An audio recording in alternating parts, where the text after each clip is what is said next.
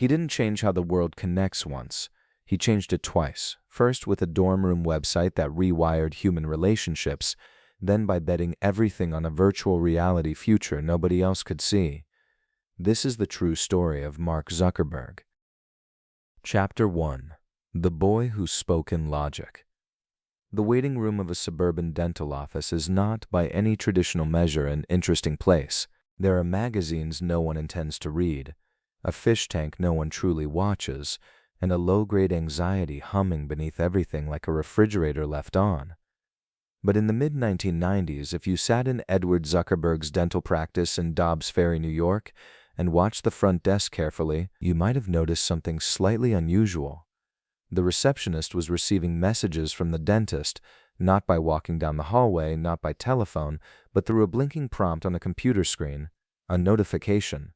Instant, quiet, frictionless. The system was called ZuckNet, and the person who built it was somewhere between 10 and 12 years old. Mark Elliott Zuckerberg was born on May 14, 1984 in White Plains, New York, the second of 4 children in a family that was, by most accounts, warm, smart, and cheerfully nerdy in the best possible way. His father, Edward, was a dentist who also happened to be a technology enthusiast at a time when that combination was genuinely rare. His mother, Karen, was a psychiatrist before she stepped back to raise the children. The house in Dobbs Ferry was comfortable, well-ordered, and full of the kind of stimulation that comes from 2 highly educated parents who took their children's curiosity seriously. Family dinners were not passive events. Questions were encouraged. Answers were expected to have reasoning behind them. Edward Zuckerberg began teaching his son basic programming before Mark hit his teenage years, sitting beside him at the family's Atari computer with the patience of a man who understood that the best gift you could give a restless mind was a new tool and then simply get out of the way. Mark absorbed it the way some children absorb music, not just technically but emotionally, as though this was the language he had been waiting to learn. Code was logical. Code was honest. You told it to do something and it either did the thing or it didn't, and if it didn't, the fault was traceable, findable, fixable. For a boy who would later be described by classmates and teachers as intense and precise, who sometimes struggled with the ambiguous social grammar of childhood, programming offered something profound, a world with rules that actually made sense. This is not to say young Mark was a hermit haunting some shadowy basement.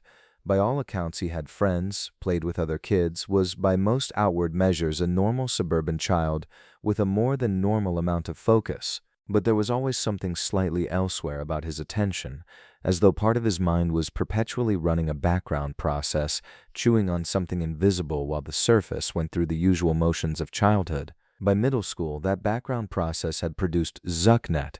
The idea itself is almost charmingly practical for something built by a preteen. Edward Zuckerberg wanted a simple way to let his staff know when a patient was ready without having to shout down a hallway or play telephone tag. Mark, presumably after absorbing this problem the way another kid might absorb a math puzzle, built him a basic messaging system that ran across the computers in the office and eventually in their home as well. The family adopted it. His sisters used it. His parents used it. What is striking is not just that a 12-year-old built functional software, though that is striking enough, but that what he chose to build was a tool for communication, not a game, not a calculator, a way for people to reach each other. It would not be the last time. There is a temptation, in telling the story of any prodigy, to flatten childhood into a clean montage of inevitability. The young Mozart at the keyboard, the young Einstein with his puzzles, all the early scenes arranged to point at the famous ending we already know. But that flattening does a disservice to what is actually interesting about a kid like Mark Zuckerberg, which is that his talents existed alongside the entirely normal discomforts of growing up. He was not a myth in middle school. He was a kid with a focused mind, a patient and supportive father, and a fierce, unquiet need to make things that worked. That combination is rarer than it sounds. His sister Randy would later describe a childhood in which competitive energy was almost ambient. The Zuckerberg children played hard, argued passionately, and were expected to bring their whole selves to whatever they were doing. Losing at a board game was not something you accepted philosophically in that house. You studied the loss, you understood it, and then presumably you coded a better version of the board game. What Edward gave his son in those early programming sessions was more than syntax. He gave him a framework for thinking about problems, the idea that any complex system, if you could break it into small enough pieces and understand the relationship between those pieces, could be understood, managed, and ultimately built. This is not just a programming concept, it is in many ways a philosophy. And it is one that Mark Zuckerberg would carry with him through every dorm room and boardroom that followed, applied not just to software but to companies, to social systems, to the messy and often irrational behavior of human beings at enormous scale. Of course, none of that was visible yet. In the mid-1990s in Dobbs Ferry, New York, it was just a kid and a computer and a father willing to teach. The dental office ran a little more smoothly. The family had a private messaging system before most of the world had email, and somewhere in the back of a young mind already brimming with problems that needed solving, the restlessness that would eventually reshape the way billions of people experience each other was just beginning to find its shape. He was not yet a brand, not yet a symbol, not yet the subject of congressional testimony or Hollywood films or breathless magazine profiles. He was a boy who had discovered, early and with unusual clarity, that he spoke most fluently in a language most people around him hadn't yet learned, and in that language he was already, quietly, starting to say something. Chapter 2. The Prodigy of Phillips Exeter. There is a particular kind of loneliness that comes with being 14 years old and the smartest person in any room you walk into. It is not the loneliness of being disliked. It is stranger and more isolating than that. The loneliness of operating at a frequency no one around you can quite hear. Phillips Exeter Academy sits in Exeter, New Hampshire, arranged in Georgian brick and quiet prestige, its campus exhaling centuries of American ambition. Students arrive there already having proved something, already carrying the polished confidence of teenagers who have won the right contests, impressed the right adults, and learned to wear achievement like a blazer that actually fits. Mark Zuckerberg arrived in the early 2000s and, by most social measures, was not that teenager. He was awkward in the way that genuinely gifted people sometimes are. Not broken, not tragic, just operating from a different set of priorities.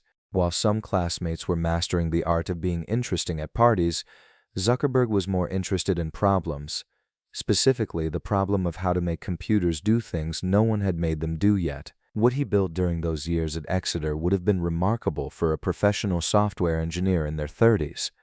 That he built it as a high schooler still occasionally makes people do a slow double take when they hear it clearly. The program was called Synapse. The idea was seductively clever. An artificial intelligence music player that learned your taste over time, that studied what you listened to and began to anticipate what you wanted to hear next before you quite knew yourself.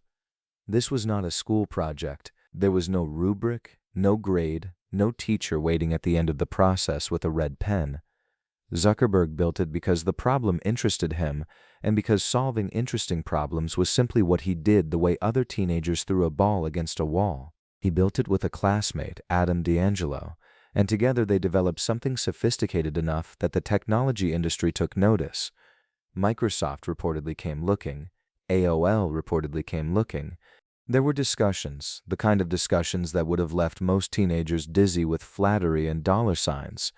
Zuckerberg declined. He was 17 years old, fielding acquisition interest from some of the most powerful technology companies on Earth, and he said no thank you and went back to whatever came next. The decision reads differently depending on your temperament. If you are the kind of person who measures wisdom by outcomes, it looks prophetic. If you are the kind of person who watched it happen in real time, it probably looked somewhere between bold and mildly insane. What it actually was, most likely, was neither. It was simply the behavior of someone who had not yet been taught to be impressed by money in the way that most people learn to be impressed by money. He did not need the validation. The work itself was the point. This made him an unusual creature at Exeter. The school produced strivers of the highest order, students who wanted to succeed in the visible ways, the Ivy acceptance, the speech at graduation, the handshake with consequence. Zuckerberg wanted something different and harder to name. He studied classical languages with genuine enthusiasm, the kind of deep, strange enthusiasm that is almost impossible to fake. Latin and Greek, The languages of people who had been dead for 2,000 years appealed to something in a mind that was always looking for root systems, for the underlying grammar of things. He was drawn to structure. He was drawn to the logic beneath the surface. He also fenced. Picture that for a moment. Mark Zuckerberg in a fencing mask, blade in hand, moving with the particular angular precision the sport demands. Fencing rewards patience, spatial intelligence, and the ability to read your opponent's intention before they have fully committed to it. It rewards people who think several moves ahead and do not panic when the distance closes. It is not a sport for the purely impulsive. Zuckerberg was apparently quite good at it, and if you squint, you can see something revealing in that. The same qualities that made him exceptional in competition would later make him exceptional in business, a domain where the strategic retreat is as important as the lunge. Still, for all of it, the code, the classics, the fencing, Exeter was not easy in the ways that Exeter is never easy. It is a place that sharpens you whether you want to be sharpened or not. The academic pressure is relentless. The social world is its own elaborate system.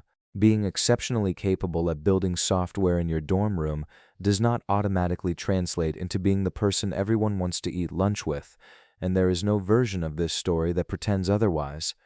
Zuckerberg was not the magnetic center of any social orbit. He was something rarer and, in some ways, harder. He was a person who had already, at 15 or 16, begun to understand what he was for.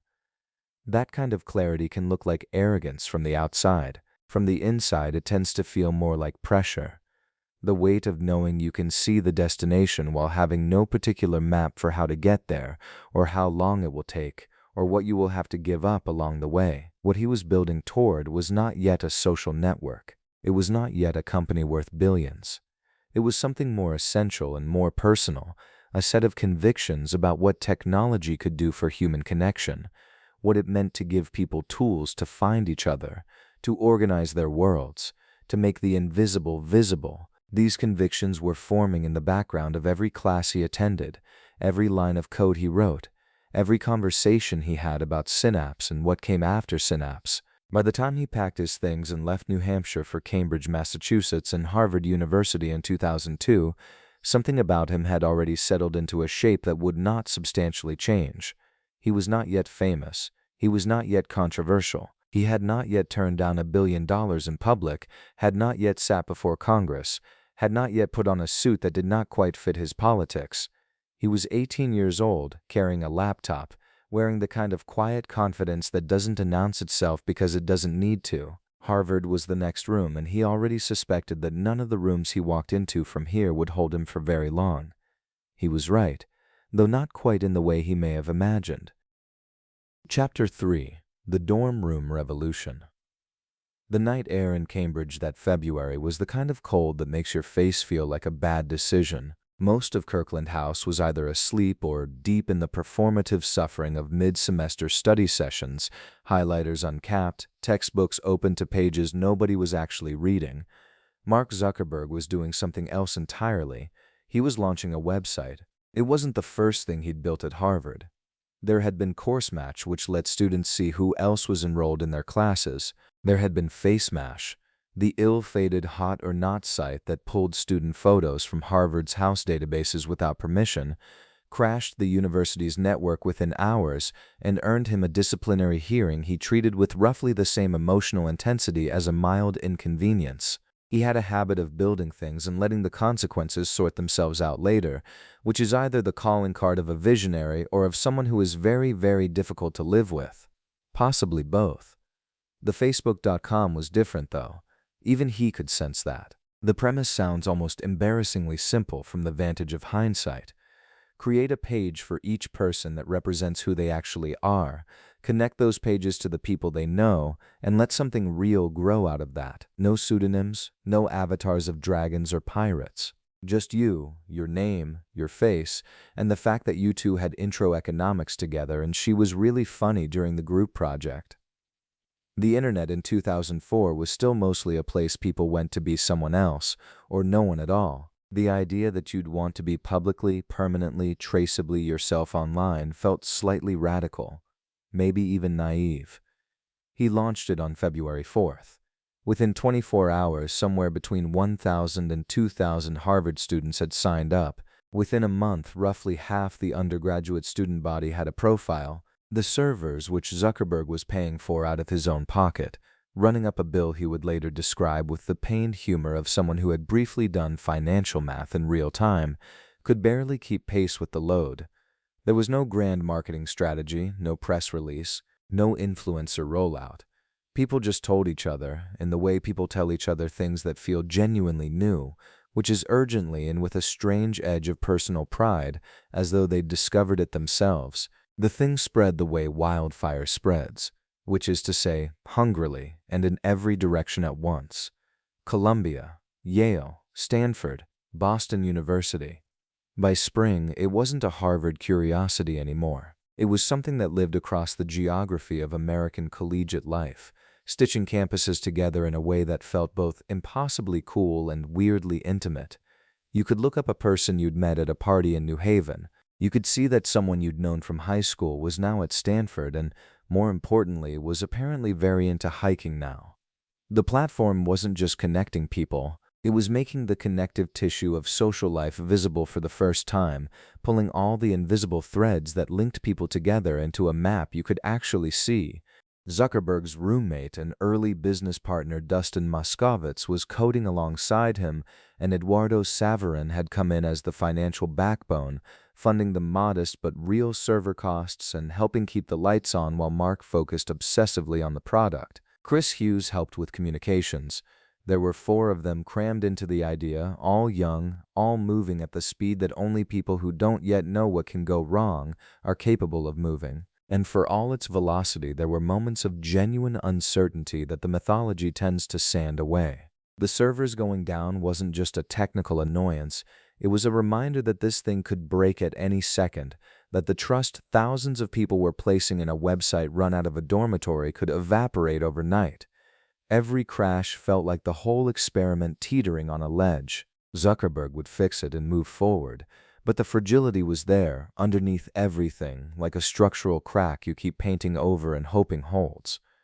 What he understood, maybe better than anyone around him, was that the value of the network was the network. Every new person who joined made it more valuable for every person already on it. This isn't a complicated idea, but grasping it early, feeling it in your bones before the data proves it to you, is a different skill altogether. He wasn't just building a product, he was building the conditions under which people would choose to stay. There's something almost touching about what the Facebook was solving at its heart. College is a strange social crucible. You're surrounded by hundreds of people your age, all performing versions of themselves, all trying to figure out who they are while simultaneously pretending they already know. Meeting people is hard. Remembering names is hard. Figuring out if someone is actually your friend or just a person you've seen 4 times in a dining hall is an entire emotional project.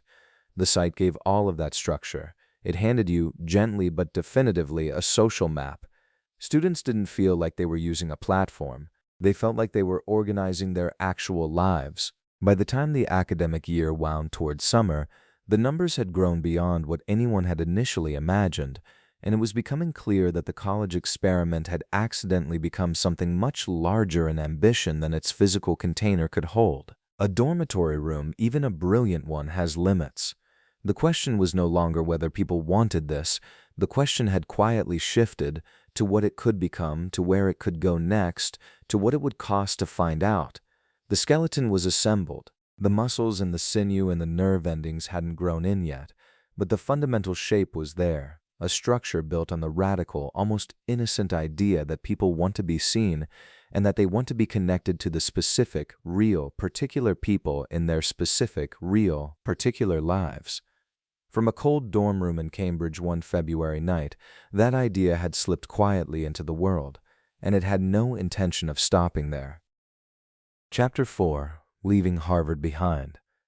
The lease on the house at 819 La Jennifer Way in Palo Alto cost about $3,000 a month. For a 20-year-old college student financing a startup on credit cards and a small seed investment, it was a ludicrous sum. There was a swimming pool in the backyard that nobody really used. There were mattresses on the floors. There were pizza boxes on the kitchen counters and Ethernet cables running across the hallways like the world's least inspiring modern art installation. And there, in what passed for an office, Mark Zuckerberg sat hunched over his laptop, having just made one of the most consequential decisions of his life, which at the time looked to a reasonable outside observer like a very elaborate form of dropping out of school to play on the internet. That is, more or less, exactly what it was, and he knew it. The summer of 2004 had a magnetic pull to it that was hard to explain and even harder to resist. The Facebook was alive, breathing, growing faster than anyone had honestly anticipated. The servers were straining, the user numbers kept climbing, and somewhere in the warm eucalyptus-scented air of Silicon Valley, money was beginning to sniff around the edges of what Mark had built in his dorm room. Peter Thiel, the PayPal co-founder turned investor, had already committed $500,000 that summer for a roughly 10% stake, a bet that would later be described as one of the greatest small checks ever written in the history of venture capital. Silicon Valley did not merely offer opportunity, it applied a kind of low-grade gravitational pressure, bending young, ambitious people toward it whether they planned to move or not. Mark had not exactly planned any of this, or perhaps he had planned it so completely in the wordless back channels of his own mind that it never felt like a plan at all. It just felt like the obvious next move, the way the next line of code always seemed obvious once the previous one was written. Harvard would still be there. The moment would not. The decision to leave school permanently was not made in a single dramatic scene with a resignation letter and a cleared-out dorm room. It happened in the way that many irreversible things happen, gradually, then completely. He took a leave of absence that summer, the kind of provisional pause that Harvard offered as a soft landing for students who needed time away, ostensibly implying a return. But the leave of absence was, in the way that most people around him understood it, a formality. Mark was already gone. He was just being polite about it. His parents were supportive in the way that loving parents manage to be supportive of decisions that probably terrify them. His mother, Karen, and his father, Ed, had raised a son who built functional software before he hit puberty, so perhaps the threshold for parental alarm was calibrated somewhat differently in the Zuckerberg household. Still, dropping out of Harvard carries a specific emotional weight regardless of your IQ, because Harvard is not merely a school, it is a promise, a proof of concept, a thing you hand your family as evidence that everything they did for you mattered. Walking away from it at 20, even for a company that was clearly doing something real, required a quiet kind of courage that tended to get swallowed up in the mythology of the moment. Then came Sean Parker. If Mark Zuckerberg was the engine, Sean Parker was something like the turbocharger someone bolts onto an engine they find idling in a garage and decides deserves to go about 3 times as fast. Parker, the co-founder of Napster, had managed the particular trick of being both legendary and radioactive in Silicon Valley simultaneously. He had helped reshape the music industry through Napster, then watched the industry destroy Napster in return. He was charismatic, reckless, visionary, exhausting, and he had a gift for narrative that Mark, for all his brilliance, did not naturally possess. Mark could see exactly what he was building. Parker could explain why it should matter to the entire world. Their meeting had the texture of a story Parker would probably tell better than anyone else. He had gotten wind of the Facebook while at a dinner in New York, tracked down Mark's contact information in a manner that was either charming or alarming depending on your read of Parker's general operating style, and inserted himself into the orbit of the company with the force of a man who had decided he was supposed to be there. Mark, to his credit, saw something real beneath the theatrics. Parker became an early advisor and eventually president of the company, and his influence landed with immediate weight. It was Parker who pushed hard on the name. Drop the, just Facebook. Cleaner, bolder, more like a company that intended to exist at scale. It was a small change that felt enormous, the way a slight reframe can suddenly make something look the way it was always supposed to look. And beyond the branding, Parker kept hammering at the larger question, what was this really? Was it a clever campus directory, a nice tool for college kids to poke each other and update their relationship statuses? Or was it a platform, a genuine infrastructure layer for human connection, something that could operate at the level of society rather than the level of a dormitory? Mark already knew the answer. Parker just made him say it out loud. The hoodie, by this point, had become something more than a garment. Silicon Valley runs on a particular theater of anti-fashion, a dress code that performs the rejection of dress codes, and Mark wore his uniform with the focused consistency of someone who has decided that clothing is a decision he is simply not going to spend energy making.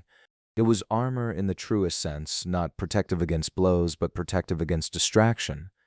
Every morning he did not spend deliberating over what to wear was a morning he could spend building something, and the mission crystallized in a way it had not quite managed to before. Not just the Facebook the college toy, but Facebook the project, the long project, the one that would take years and perhaps decades and would require a level of commitment that made the notion of returning to a dormitory in Cambridge feel not merely inconvenient, but philosophically incompatible with what he was trying to do. He wanted to make the world more open and connected. Those words even then were not marketing language to him. They were something closer to a personal commandment. There is something almost unbearably young about all of it in retrospect.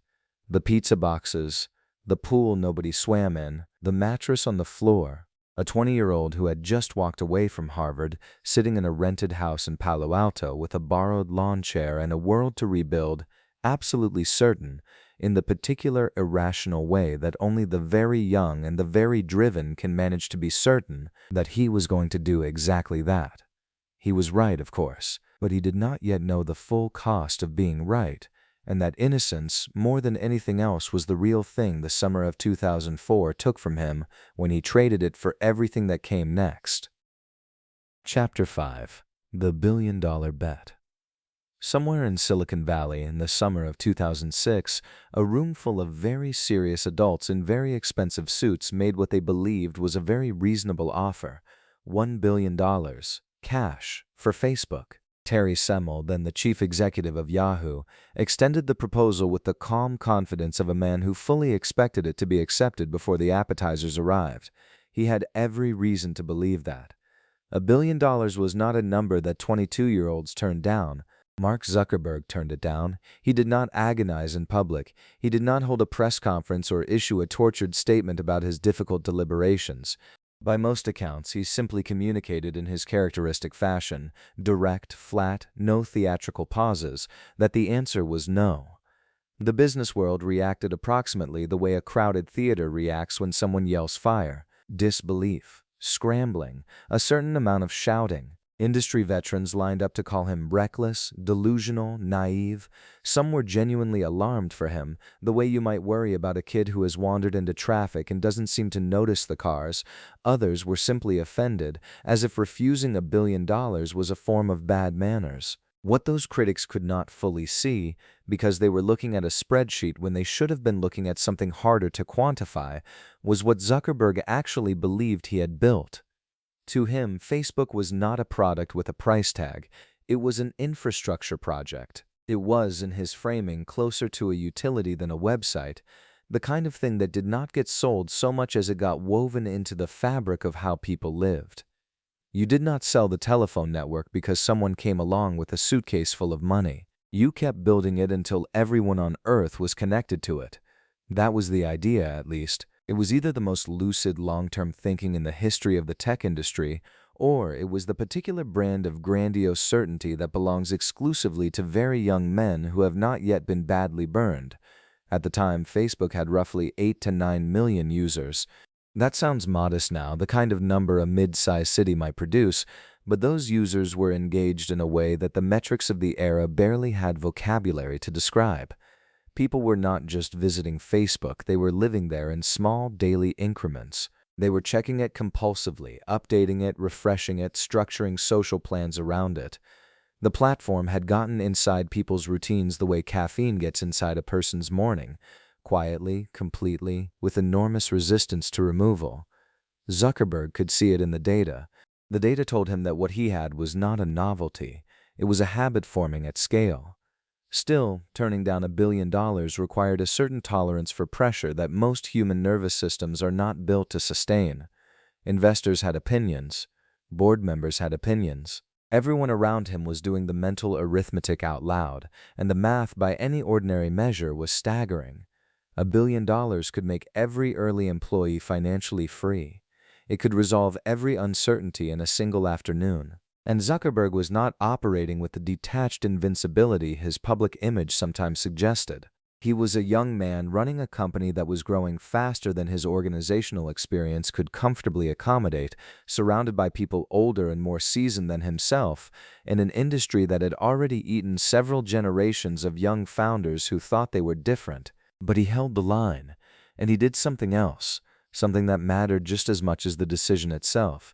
He redirected the energy of the company inward and forward simultaneously, as if the best answer to the noise outside was to make the product undeniable. This was the period when Facebook codified what would become its most famous and eventually its most controversial internal philosophy: move fast and break things. As mantras go, it had the advantage of being genuinely descriptive. The company was moving fast, things were being broken. Features were shipped, tested, revised, or abandoned with a velocity that would have been stressful in an ordinary office and was, inside Facebook's walls, simply the expected pace of existence. Engineers were celebrated for shipping quickly, for defaulting to action over deliberation, for treating caution as a mildly embarrassing habit rather than a virtue. It was, in many ways, an exhilarating place to work. The sense of building something real and alive and sprawling all at once, with the urgency of people who believed they were in a race against time and probably the future itself. What that philosophy built was remarkable. Through 2005 and into 2006, Facebook added features that seem mundane now only because they are now everywhere. The wall, the news feed, the algorithmic weaving of people's social graphs into something you could actually read. Each change provoked an uproar among users. People revolted against the news feed with a fury that seems almost quaint in retrospect, and each time Facebook absorbed the outrage and watched engagement climb anyway. The users who screamed that they hated it came back. They always came back. This taught Zuckerberg something important, something that would shape his decisions for decades. People resist change loudly but adopt it quietly, and the data tells you which one is real. He was learning to lead in the most unforgiving classroom imaginable, live, at scale, in public, without the luxury of a trial run. He was learning that running a company is not a continuous state of confidence but a series of decisions made in the gaps between uncertainties, some of which turn out to be right, and some of which you will be explaining to a reporter or a lawyer or a congressional committee years later. He was learning that vision is not the same as wisdom, but that without vision there is nothing to be wise about. The Yahoo offer became, in the mythology of Silicon Valley, one of those hinge moments that gets taught and retaught, a case study in the difference between what something is worth today and what it might become. By any external measure, Zuckerberg had bet the company on himself, on his own read of human behavior, on a belief that the desire to be seen, to connect, to belong, to share the ordinary textures of life with other people, that this desire was bottomless, and that whoever built the right container for it would end up holding something that no single billion-dollar offer could adequately name. He was 22 years old, and he was probably right, and he was moving so fast that the ground behind him had already changed by the time anyone else looked back to check. Chapter 6. The Social Network and the Lawsuits. Picture this.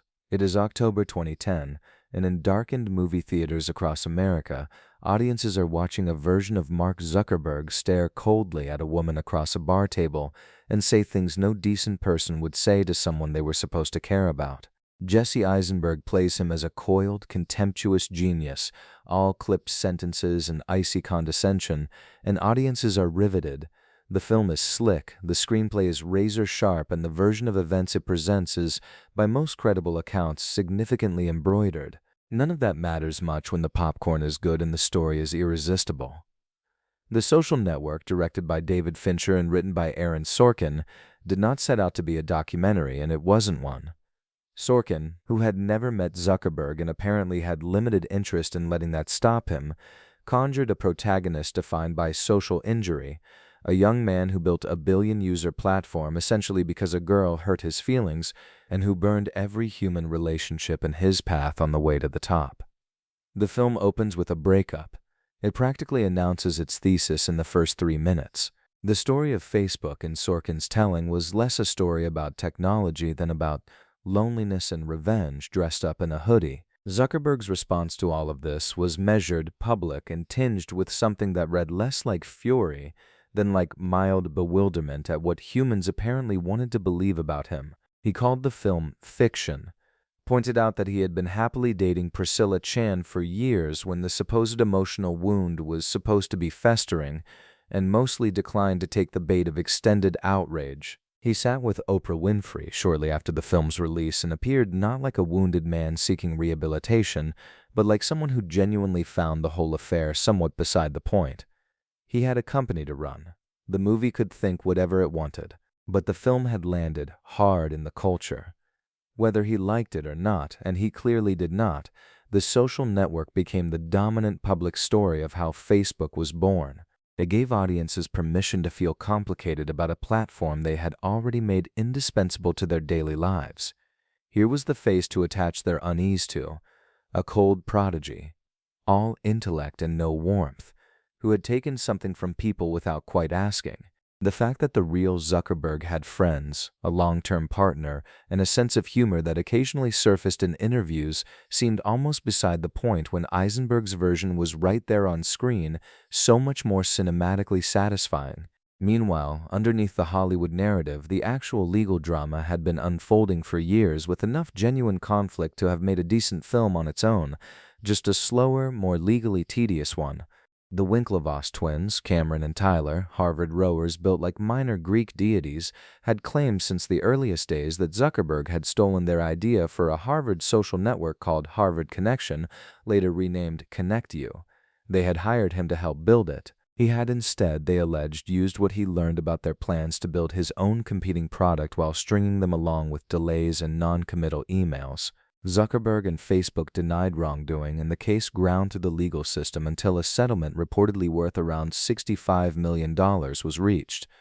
The twins famously attempted to challenge that settlement and failed. They later invested their proceeds in Bitcoin, which is either a satisfying coda or an entirely different story depending on your feelings about cryptocurrency. Then there was Eduardo Saverin. This one was personal in a way the Winklevoss dispute, for all its drama, never quite was. Saverin had been Zuckerberg's friend, his co-founder, the early money behind the operation when it was still running on optimism and dining hall conversations. He had signed on as CFO and held a meaningful ownership stake. What followed as the company grew and professionalized, investment came in, the structure shifted, Saverin's stake was diluted under circumstances he later described as betrayal, became one of the founding myths of Silicon Valley's cutthroat reputation. Saverin sued, Facebook countersued. In the end, a settlement was reached, the terms of which were never fully disclosed, though estimates placed the value in the hundreds of millions of dollars. Saverin eventually renounced his American citizenship, a move that attracted substantial controversy of its own, and the friendship that had helped launch one of the most consequential companies in history ended badly, quietly, and expensively. It is worth sitting with that for a moment because the lawsuits were not just business. They were the documentation of something that happens at the front edge of enormous success.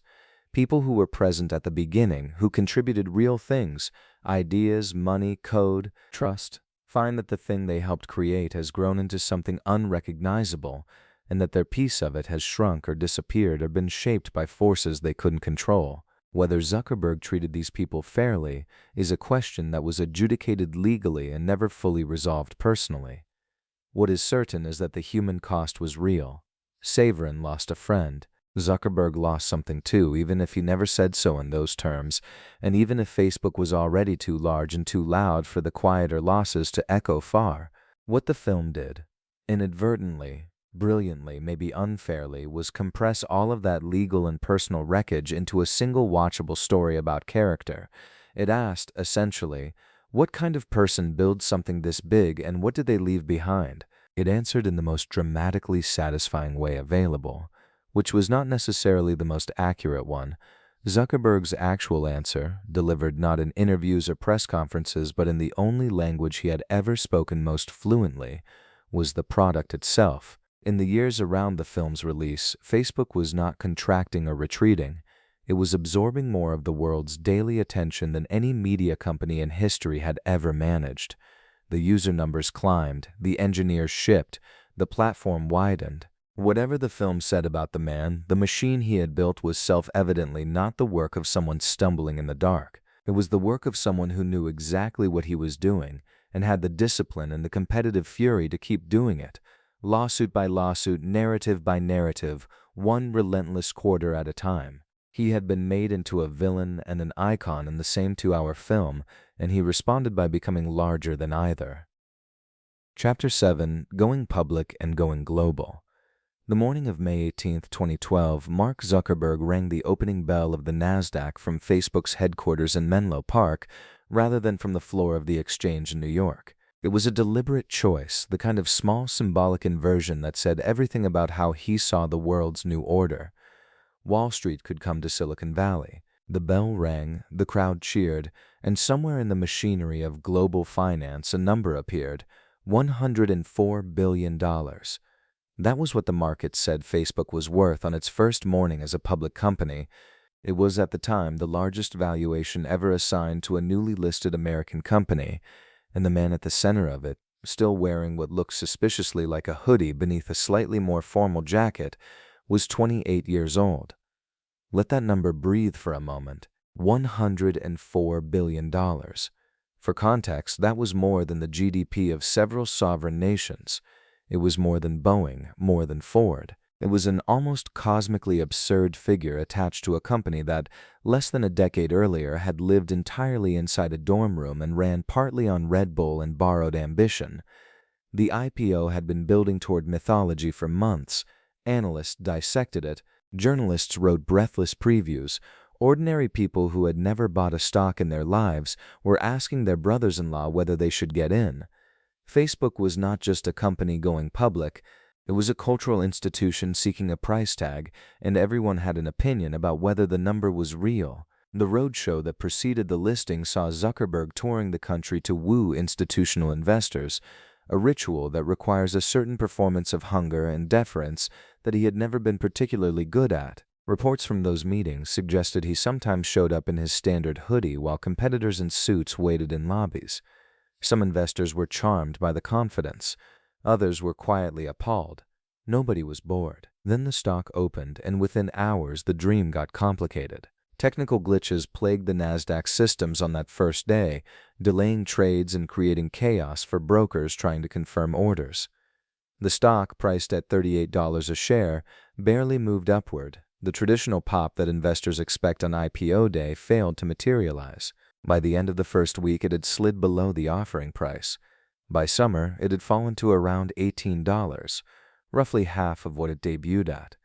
The same media that had crowned Facebook the defining company of a generation was now using words like disaster and debacle. Late-night jokes wrote themselves. The mockery had a particular sharpness because the expectations had been so enormous. Nobody savages a stumble the way a crowd does when it stumbles from a great height. Zuckerberg did not visibly flinch, whether that was genuine composure, trained stoicism, or simply the numbness of a man still processing the fact that he had just lost tens of billions of dollars on paper in a matter of weeks. Only he could say. What he did, characteristically, was work. He had been burned before by narratives that predicted his failure or painted him as a fraud, and he had learned that the only real answer was the product. Not a press release, not a mea culpa tour. The product. He pushed hard on mobile.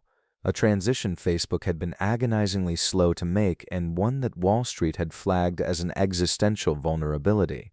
The company poured itself into fixing that, aggressively, urgently, with the kind of focus that comes from understanding that the alternative is irrelevance. But here is the part that tends to get buried beneath the financial noise, the part that quietly reframes the entire week. The day after the IPO, one day after the most scrutinized stock market debut in years, while the business press was still tallying losses and skeptics were circling, Mark Zuckerberg married Priscilla Chan. They had been together for 9 years. They had met at a Harvard party when she was an undergraduate and he was already half famous in the way that college campus notoriety works, before the real fame arrived and changed everything. She had watched him build all of it. The sleepless launches, the lawsuits, the scrutiny, the years of living inside a machine that never turned off. She had become a pediatric physician, quietly building her own extraordinary life alongside his, not dissolved into his story, but parallel to it. And on May 19, 2012, in the backyard of their home in Palo Alto, They stood in front of 100 guests, people who thought they had been invited to celebrate Priscilla's medical school graduation and got married. The contrast is almost too clean to be real, but it was real. One day, the thunderclap of global capitalism, $100 billion valuation, technical failures, and stock slides in the full raging circus of Wall Street expectation. The next day, a quiet backyard, 100 people, a woman he loved, a life beyond the terminal and the ticker. If someone told you they invented that detail for a novel, you would tell them it was too on the nose. And yet, the wedding mattered not just as biography but as texture. It was the rare moment when the man behind the platform became briefly, undeniably visible as something other than a CEO or a cultural symbol or a target. He was a person who had fallen in love at a college party and stayed. That's a human story, simple and old and not particularly interested in market capitalization. Facebook, of course, did not stay down. By 2013, the stock had climbed back past its IPO price. By 2014, it had more than doubled it. The mobile transformation that critics had called a fatal weakness became one of the company's core profit engines, as targeted advertising on phones generated revenues that eventually made the IPO skeptics look not just wrong, but spectacularly wrong. The platform crossed 1 billion users, a number that demands a pause of its own. 1 billion human beings, more than the population of every country on Earth except China and India, logging in, sharing, arguing, connecting, grieving, celebrating, existing inside this thing he had built. Zuckerberg at 28 was no longer navigating the scrappy, improvisational energy of a startup. He was running something genuinely large, with all the weight and responsibility that carries. The decisions he made now didn't ripple through a campus or an industry. They rippled through democracies, economies, families, the quiet architecture of how people understood themselves and each other. The boy from White Plains who had once built a messaging program to connect a dental office to the house next door had, against all rational probability, built something that connected essentially everyone. He was not finished, not even close. But the chapter had turned, and the world that turned with it would never look exactly the same again. Chapter 8: Acquisitions, Ambition, and Accountability. There is a moment in poker when you shove all your chips to the center of the table and the room goes quiet. Not the loud quiet of suspense, but the cold quiet of people calculating whether you are a genius or simply the most expensively wrong person in the building.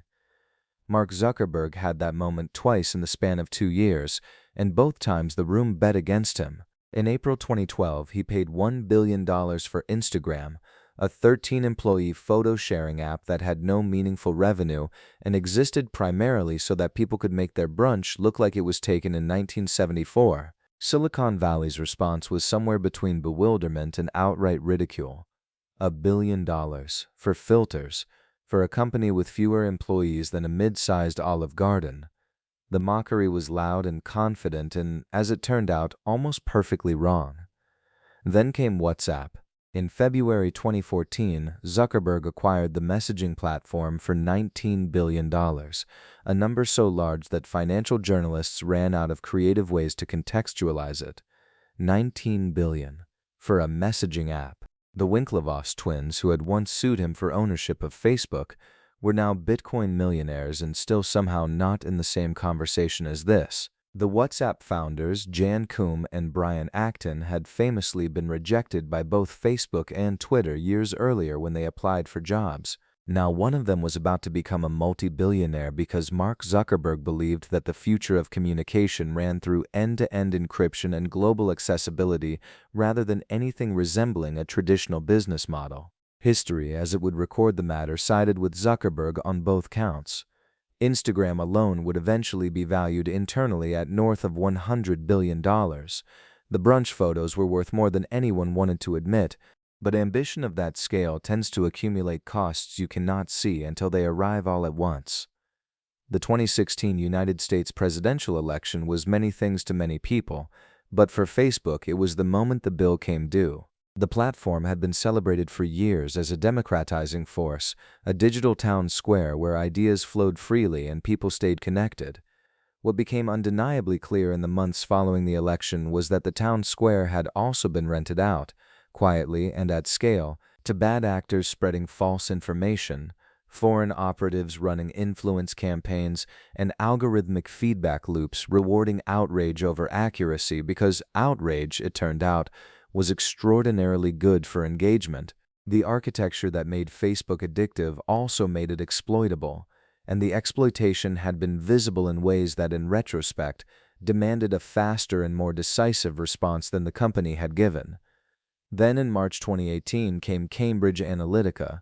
A political data firm had harvested the personal information of up to 87 million Facebook users without their meaningful consent, using a personality quiz as a backdoor to an enormous trove of data that was then allegedly used for targeted political advertising.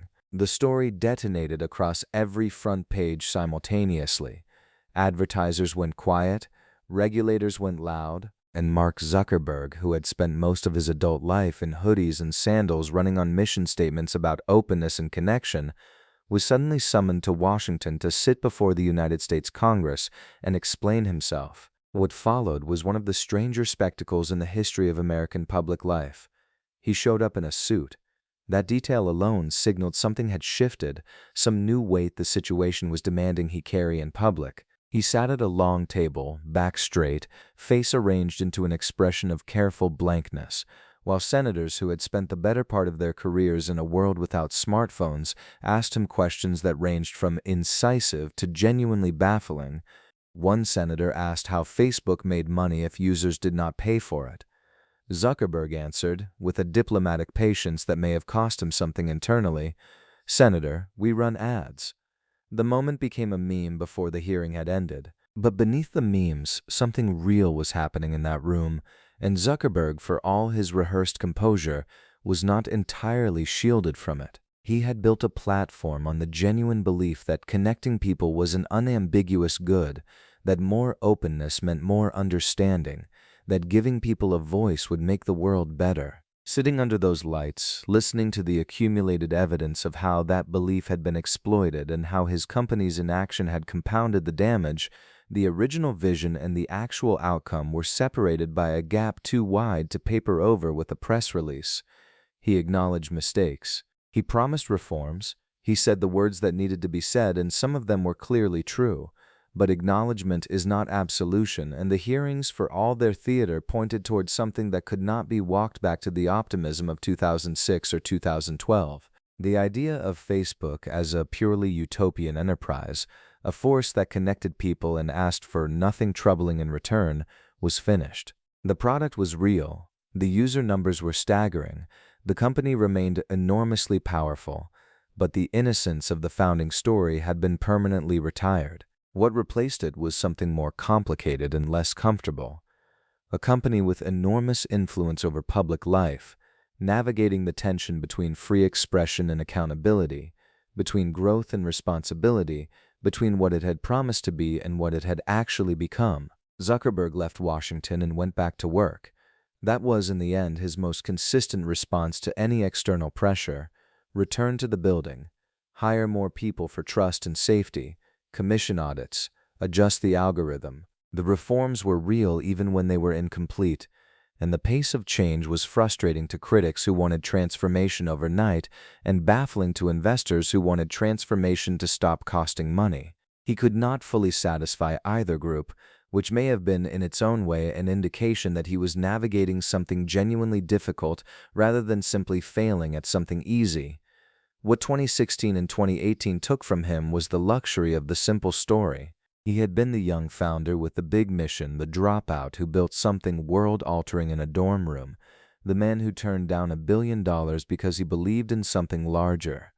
Those chapters had been clean and compelling. The new chapter was messier, denser with obligation and consequence, written in a language of regulatory hearings and content moderation policy and congressional testimony rather than launch announcements and growth charts. He was still building, still leading, still relentlessly forward-facing, but the world he was building into had developed a much sharper memory for the cost of moving fast and a much shorter patience for anything that looked like breaking things on someone else's behalf. Chapter 9: The Metaverse Gamble. Picture a man standing alone inside a digital void. That is more or less what 37 million people watched on October 28, 2021, when Mark Zuckerberg appeared in a pre-recorded keynote video and walked his avatar through a virtual world that looked, depending on your generosity, either like the future of human civilization or like a PlayStation 2 tech demo that had taken a wrong turn. His cartoon legs famously did not exist. The avatar floated. People noticed. Twitter noticed loudly. The memes arrived before the video even finished buffering. But Zuckerberg was not joking. He had rarely been more serious about anything in his life. He announced that day that Facebook Inc., the company he had built from a Harvard dorm room into one of the most powerful corporations on Earth, would no longer be called Facebook. The parent company was now Meta. The mission was no longer just connecting people through posts and photos and groups. The mission, as he described it with the calm certainty of someone reading from a document he had been writing in his head for years, was to build the metaverse, a vast, interconnected virtual and augmented reality world where people would work, play, socialize, and perhaps eventually live. The internet itself, he believed, was about to become a place you stepped inside rather than peered at through a glass screen. He had been thinking about this for a long time, longer than most people realized. The Quest headsets, the Reality Labs division quietly growing inside the company since the Oculus acquisition back in 2014. The internal conviction held with almost religious fervor that the next great computing platform would not be a phone or a laptop, but something you wore on your face and that would layer the digital world directly over the physical one. He had watched the smartphone revolution happen once, had watched Apple and Google claim the high ground while Facebook scrambled to adapt, and he had sworn, in the private language of his own ambition, that he would not be caught flat-footed again. He would not wait to see what the next platform was. He would build it. The world was not immediately moved by this vision. Critics pointed out that the metaverse as a concept had existed in science fiction for decades, most memorably in Neil Stephenson's 1992 novel Snow Crash, and that the distance between a novelist's imagination and a functioning mass-adopted digital universe was, to put it gently, enormous. Others noted that virtual reality had been declared the next big thing roughly every 5 years since the 1980s and had consistently failed to break through to mainstream adoption. The hardware was expensive, the experiences were disorienting, and nobody had yet answered the most fundamental question with any persuasiveness. Why would ordinary people strap a computer to their faces to attend a virtual meeting when they could just use Zoom? And yet Zuckerberg poured money into it with a ferocity that made even his closest observers uneasy. Reality Labs, Meta's hardware and metaverse division, lost $10 billion in 2021 alone. Then it lost more. Year after year, the losses stacked up with the grim reliability of a leaking roof, and year after year, Zuckerberg stood before investors and employees and the press and said, in different words but with identical conviction, that he was willing to sustain the bleeding because the prize was worth it. He genuinely believed this. That was perhaps the most remarkable thing about it. Not the scale of the bet, but the steadiness of his belief in it, even as the evidence available to the naked eye suggested serious cause for doubt. Because 2022 did not go well for Meta by any conventional measure, the stock price, which had peaked above $350 a share, fell off a cliff. By the end of the year, it had dropped to around $90, a catastrophic decline that erased roughly $700 billion in market value and briefly made Zuckerberg's own net worth drop by more than $70 billion in a single calendar year, a record loss for an individual in modern financial history. He was still extraordinarily rich, but the number and what it represented carried a weight that was hard to simply shrug away. Meanwhile, Facebook itself, the original product, the thing that had made all of this possible, was in the middle of its own quiet crisis. Young people were leaving. TikTok had done to Facebook's cultural relevance something similar to what Facebook had once done to MySpace. It had made it feel to teenagers and young adults like somewhere their parents went. The algorithm wars, the content moderation fights, the regulatory pressure from governments on multiple continents, all of it was happening simultaneously, a grinding, multi-front battle that would have exhausted a lesser organization entirely. There is something almost painful to observe in a person who is genuinely, unshakably certain they are right when all visible evidence is moving against them.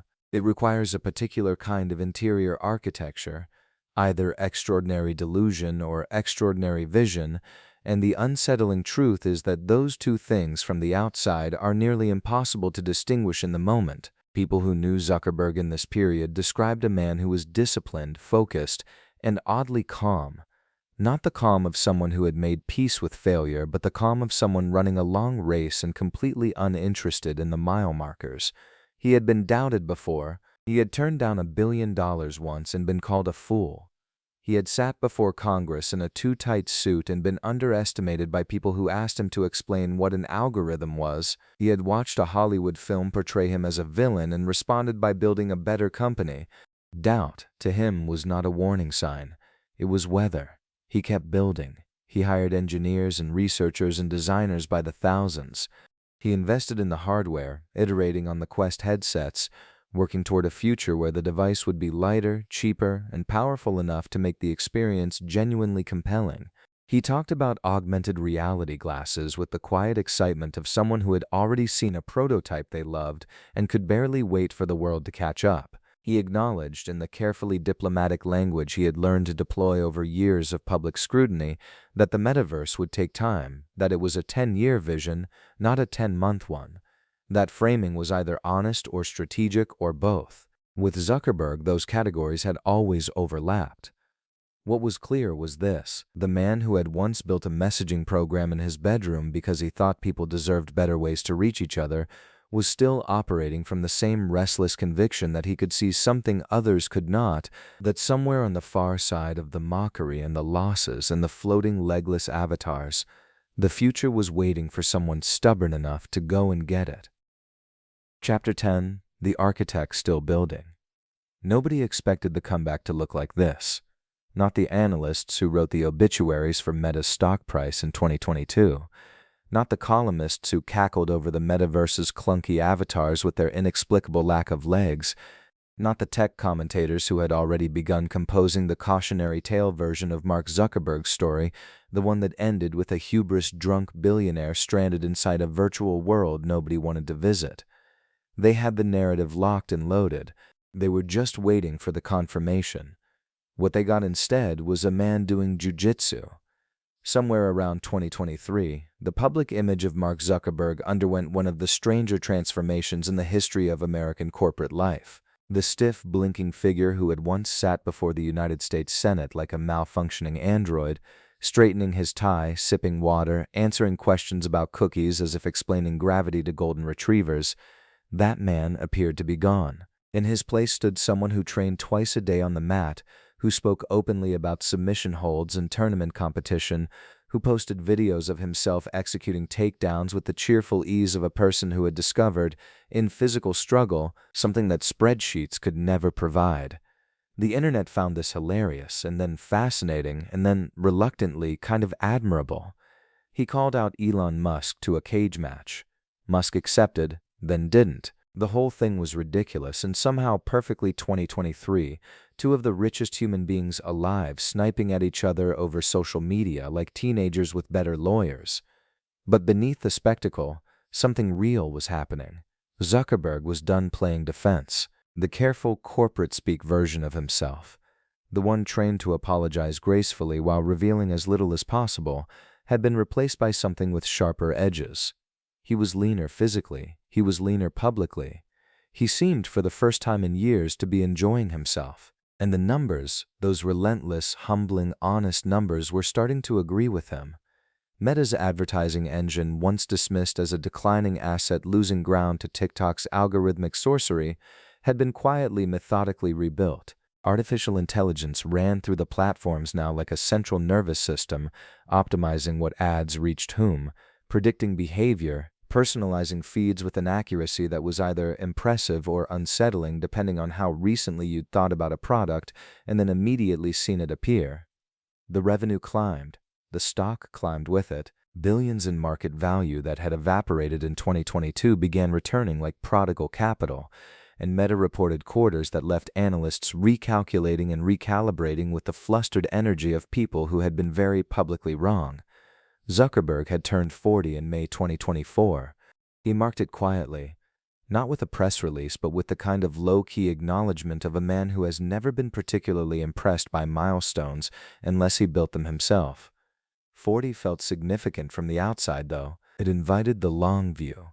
It invited people to do the math. He had founded Facebook at 19. He had faced Congress at 33. He had bet the entire company's identity on a virtual world at 37. And now, at 40, he was standing at what might be the largest inflection point yet, the rise of artificial intelligence, a technology with the potential to reorder everything, how people work, create, communicate, and understand themselves. He was not going to sit that one out. Meta's investments in AI had been escalating for years, but by the mid-2020s, the company had positioned itself as a genuine heavyweight in the field, releasing open-source AI models under the Llama banner and integrating AI assistants across Instagram, WhatsApp, and Facebook with a speed that suggested urgency rather than strategy, or perhaps urgency as strategy. Zuckerberg made a deliberate bet on openness, arguing that making powerful AI tools broadly available was both ethically sound and competitively shrewd. Rivals disagreed. The argument was far from settled, but the argument itself confirmed that Meta was no longer a company on the periphery of the AI conversation. It was one of the loudest voices in the room. There was something almost biographical about the move. He had always believed that connection was the engine of human progress, that making it easier for people to find each other, share ideas, organize communities, tell stories, was not merely a commercial proposition, but something close to a moral one. AI, as he seemed to understand it, was the next and most powerful tool for that same project. Not a replacement for human connection, but an amplifier of it. A technology that could help billions of people access information, create things, and participate in a world that had previously required resources most of them didn't have. Whether that vision would survive contact with reality, with regulation, with the messy, sometimes catastrophic ways humans actually use powerful tools, remained the open question of his career's third act, because the costs had always been real even when he refused to dwell on them. The years of scrutiny had left marks, even if he carried them quietly. Running a platform used by 3 billion people means absorbing responsibility for what 3 billion people do on it, and no amount of innovation or good intention makes that weight manageable. There had been moments, visible in fragments of interviews and in the careful phrasing of his public statements, where you could sense the person behind the position, a man who had genuinely believed he was building something good and had learned, painfully and publicly, that good intentions do not govern outcomes. He had not become cynical. That would have been the easier path. Instead, he seemed to have become harder in the sense that metal becomes harder when it's been through heat, not brittle, but less easily bent by outside force. He had his family, his kids, his home, the life he and Priscilla had built with the same steady intention they had brought to everything. And he had the work, always the work, the drafts and the betas and the next version and the one after that. In the world he was shaping, billions of people woke up every morning and reached for their phones and touched something he had made. They argued and laughed and grieved and celebrated and shared photographs of their children and their meals and their fears and their favorite songs, all of it flowing through architecture he had designed and continued to redesign, because nothing he built ever felt finished, because finished was never the point. The boy who had once sat in his childhood bedroom, typing code into a machine in the dark because the quiet logic of programming made more sense to him than almost anything else, had become something unprecedented in human history, a private individual with more reach into daily life than most governments, and he was still, impossibly, restlessly, reaching further. If this story surprised you, wait until you see who's next. Subscribe now, because the next biography might completely change how you see history.